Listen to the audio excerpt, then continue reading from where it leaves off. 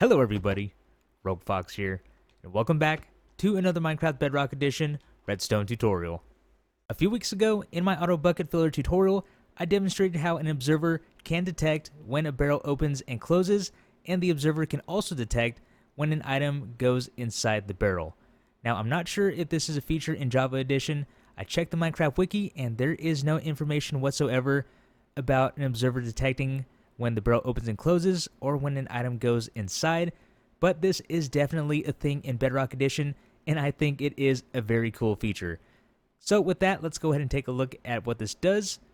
If we open up the barrel, we get ourselves a redstone output. You can't really see the redstone lamp, but it did turn on. And then when we close the barrel, we get ourselves another redstone output. And I also mentioned if we place an item inside the barrel, the observer will detect that also. So let's go ahead and do it one more time. The lamp went off 2 times, and then if we check the barrel, we have 2 items inside. After discovering that very cool feature, that got me thinking, what other redstone builds can I make with the barrel? And this brings us to my new creation and today's Bedrock Redstone tutorial, the barrel lock circuit. This was inspired by Pokemon's Vermilion City Gym, where you have to activate the 2 switches in the trash cans to open up the door that lets you get to Lieutenant Surge. So for those of you who played Pokemon, which I'm assuming is a majority of you, this setup should look very familiar. We have our 5 columns and 3 rows of barrels.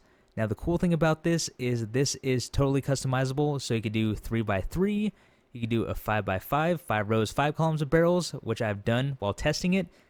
And as far as your inputs go, I have these redstone lamps, so again, being inspired by Vermilion City Gym, we have 2 inputs. You could add 3, you could add 4, it's totally up to you. And I will also mention that the redstone lamps and the door are not going to be a part of today's tutorial. These are just meant for the demonstration. And with that, let's go ahead and show how this works. So what we're going to do is start picking barrels. And when we find a correct barrel, the redstone lamp is going to turn on. Now, just like in Vermilion City Gym, after you find a correct one and then you choose an incorrect one, the circuit is going to reset just like that. So this is perfect for an adventure map if you want some sort of puzzle in any of your dungeons or some sort of room. This is totally perfect for that. Now, I do know where these are, so the second switch is going to be right here, but I just want to demonstrate the circuit resetting. So we have the second input right there, and let's pick this one. Again, it's going to reset. But if we pick both of them, that is going to open up the door. So that is how this build works. To make this barrel lock circuit that I demonstrated, you are going to need an 11x7 area. Now let's go ahead and take a look at our supplies. There we go. There are all the redstone supplies we'll need for today's build. So what we have are 15 observers, 4 droppers, 2 comparators, 2 redstone torches, a stack of redstone dust, 15 barrels, 1 glass block, and then your building blocks. Now take note, let's say you're going to have 25 barrels, your amount of observers is going to correspond with the amount of barrels that you have. So if you have 25 barrels, you are going to need 25 observers. And as far as inputs go, you are going to need 2 droppers, a comparator, and a redstone torch per input. In this case, we are making 2. But let's say we were going to make 3 inputs, we would have 6 droppers, 3 comparators, and 3 redstone torches. Hopefully that makes sense. But with that out of the way, if you want to pause the video, go ahead and do that, grab your supplies, and then we'll jump right into the build. To get things started, what we're going to do is place in our barrels and observers. Again, you can customize this build to look however you want. What I chose to do was skip a block like this, making 5 columns and 3 rows. So go ahead and place your barrels wherever you'd like them to be.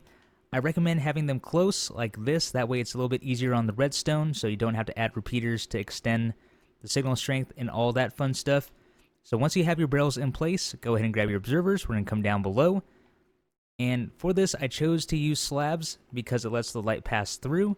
That way it's not dark working down here. And what we're going to do is remove the block that is under all of our barrels like this. So that will expose the bottom of the barrels. And then the next thing we want to do is grab our observers and place your observers facing in this direction. So we have the red dot pointing down, and you kind of see the arrow pointing down as well. So go ahead and repeat that for all of your barrels.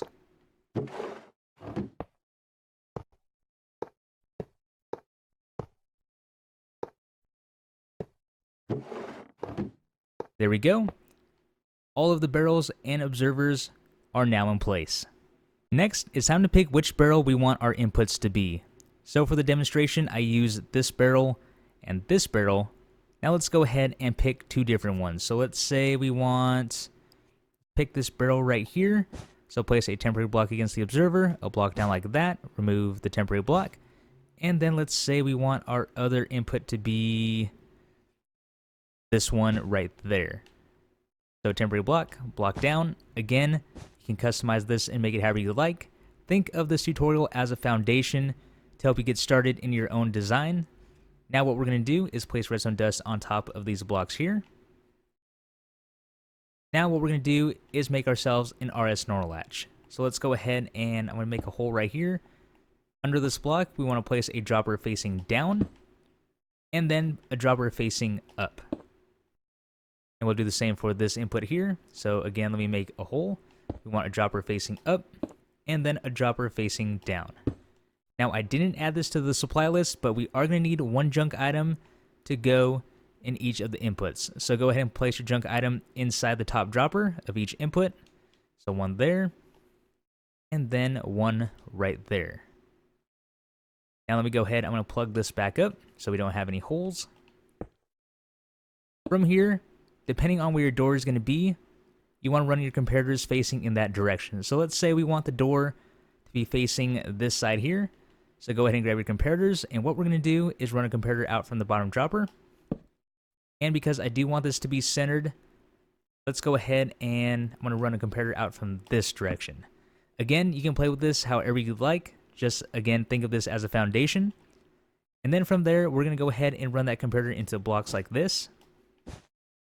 And let's place a redstone torch here and a redstone torch there. Again, because I do want the door or the imaginary door to be right here front and center. Now go ahead and let's knock these blocks out and place down our redstone dust. So you can see where those are going to connect. And let's say our output is going to be here. And we're going to grab ourselves a redstone lamp to indicate when this has been turned on. But before we do that, we need to place redstone torch that is going to invert. Block here. And I wonder if we can run this up to the top. But yeah, let's go ahead and do that. So that way we know from the top when we have actually activated what would be the door or the output. At this point in time, we do have a working output because we have the top portion of the RS NOR latch set up. So if we pick the correct barrels, which would be this one, this is going to send the item down into this dropper, and that comparator is going to detect the item in that dropper, powering this block, which is then going to invert this torch. But you can still see this redstone torch is still powering the redstone line. So if we go ahead and pick the second correct input, which would be this block here, it's going to do the same thing. The observer is going to power the redstone dust, which is going to power this dropper, sending the item down into the bottom dropper. Again, the comparator is going to detect that item inside the dropper, power the block, invert the torch, turn off this redstone line, which means this redstone torch is going to turn on, and then our redstone torch tower is going to invert and give us a redstone output, which also means the door would have opened. Now that we have that portion wired up, it's time to set the redstone circuit that is going to reset the RS NOR latch if we pick the wrong barrel. So that means this bottom dropper is going to be powered if we pick the wrong barrel, sending the item back up into this dropper, which is going to shut off the comparator and turn this redstone torch back on, activating this redstone line, and then shutting off our output down there. So let's go ahead, pick any one of these wrong barrels, and place a temporary block. I'll block down like that.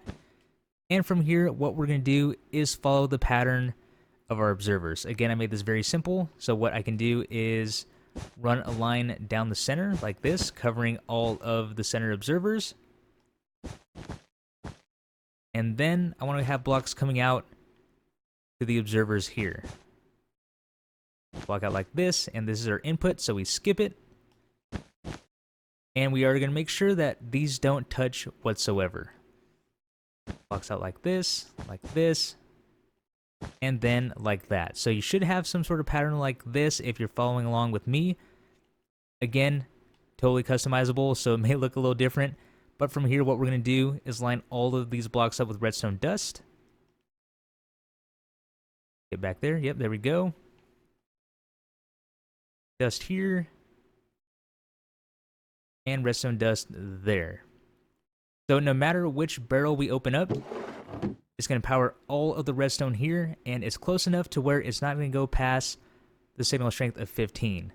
Now that we have all the incorrect barrels wired up, we need to pass that redstone signal down to the bottom droppers here to reset the RS NOR latches.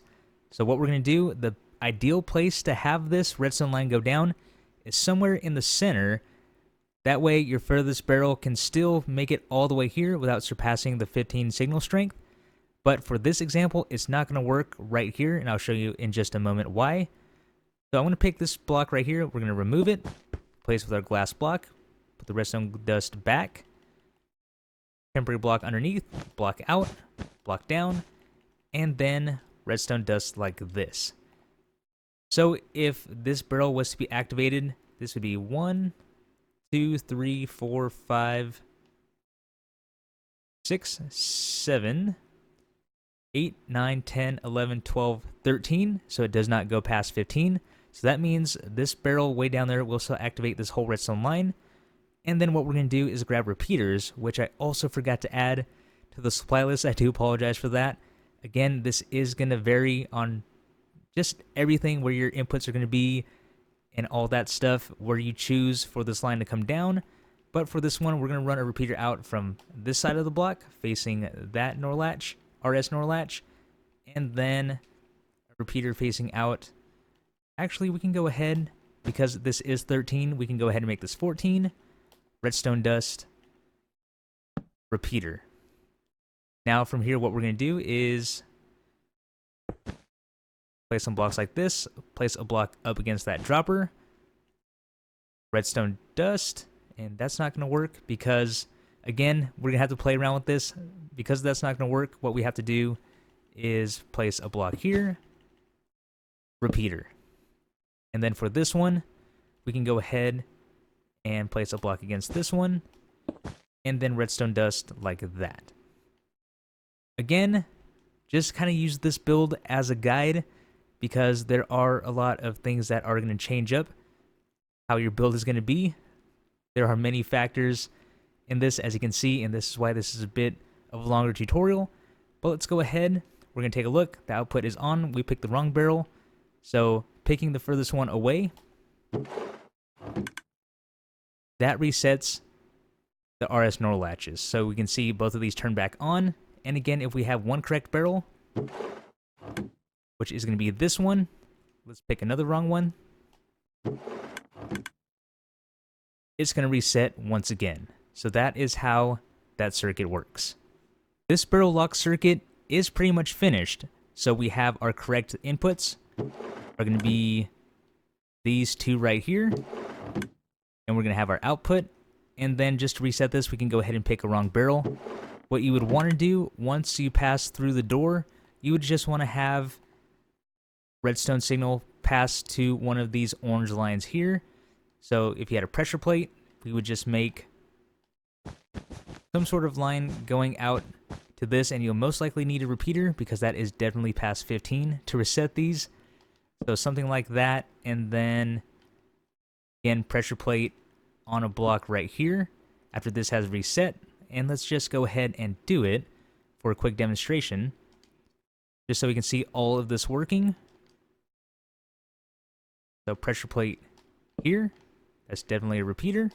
Pressure plate, again, this one and this one.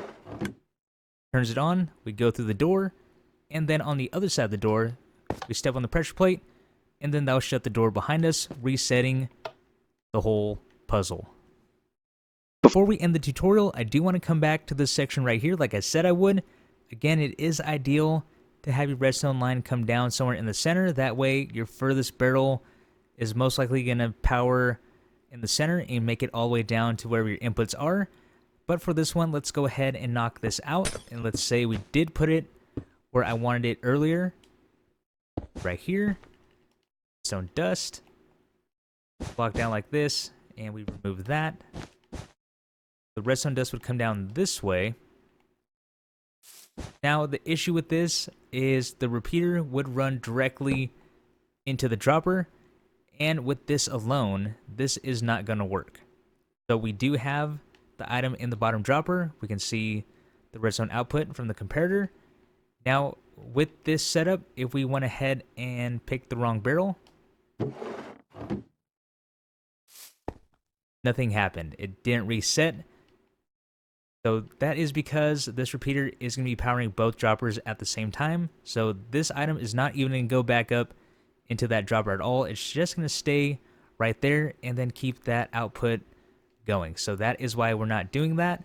And that is why I opted over here to have a block off to the side of the dropper and have the repeater power it that way. That way the item is allowed to pass back up into the top dropper. And there you have it, everyone, the barrel lock circuit for Bedrock Edition. I know this tutorial went on a little bit longer than expected, but as you can see, there are a lot of varying factors that come into play. This build is totally customizable. How many barrels you want, how many inputs you want, and where you want those inputs to be, those are all going to determine where your redstone is going to go. And again, I would say use this tutorial as a guide to make your own barrel lock circuit. And for those of you who are still confused about how to make this, there will be a world download available to all of my gold level patrons that will be available to you to download. But with that being said, everyone, this is the end of today's redstone tutorial. I really hope you guys enjoyed. This has been Rogue Fox, and I will see you later.